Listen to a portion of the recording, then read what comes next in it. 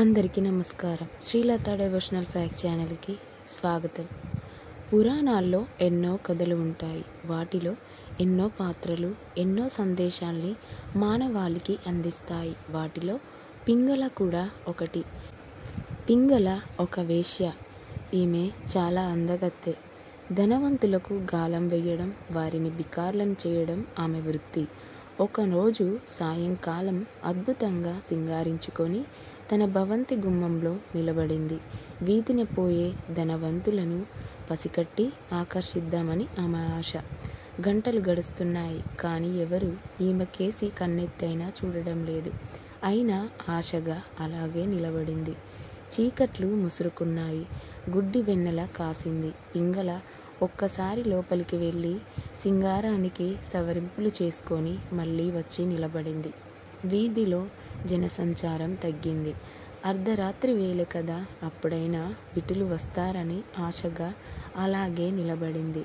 కానీ ఆమె ఎంత ఎదురు చూసినా ఆశ ఫలించలేదు. కాళ్ళు లాగాయి. విసుగు వచ్చింది. ఇక నిలబడలేక లోపలికి వెళ్ళి హంసతూలిక తల్పం మీద నడుం వాల్చింది. అంతలో వాకిట గుమ్మం దగ్గర ఏదో అలికిడి అయింది. అలికిడి విరగానే విటుడెవరో వచ్చాడనుకొని చివాలున లేచి చరాలున గుమ్మంలో నిలిచింది. అక్కడ ఎవరూ లేరు. అంతా గుడ్డి వెన్నెల, చెట్ల నీడలు, సగం నిద్రలో ఉలిక్కిపడిన పులుగు కూనల కువకువలు వినబడ్డాయి. అంతటా నిశ్శబ్దం. ఒక్కసారిగా పింగళ హృదయంలో తుఫాను చెలరేగింది. నేనేమిటి? నేను చేస్తున్న పని ఏమిటి? నా జన్మకు ప్రయోజనం ఏమిటి? ఎంతమందిని బికార్లను చేశాను, ఎంత కూడబెట్టాను. చచ్చిపోయేటప్పుడు ఇందులో ఎంత వెంట పెట్టుకొని వెళ్తాను? అసలు ఇదంతా తీసుకొని ఎక్కడికి వెళ్తాను? చచ్చాక నేను ఎక్కడికి వెళ్తాను? నరకానికేనా? అక్కడ నేను అనుభవించే యాతనలు ఏమిటి? నేను చస్తే ఒక్కడైనా అయ్యో పాపం అంటాడా? ఇలాంటి ప్రశ్నలు, ఆలోచనలు ఉవ్వెత్తున చెలరేగాయి ఆమె మనసులో. ఆ వెంటనే సమాధానాలు దొరికాయి. తన మీద తనకే అసహ్యం వేసింది. తన వృత్తి మీద జుగుప్స కలిగింది. వైరాగ్య బాణుడు ఉదయించాడు. అయ్యో, ఎన్ని సంవత్సరాల జీవితాన్ని వ్యర్థం చేసుకున్నాను. ఒక్కనాడైనా హరినామ స్మరణ చెయ్యలేదే.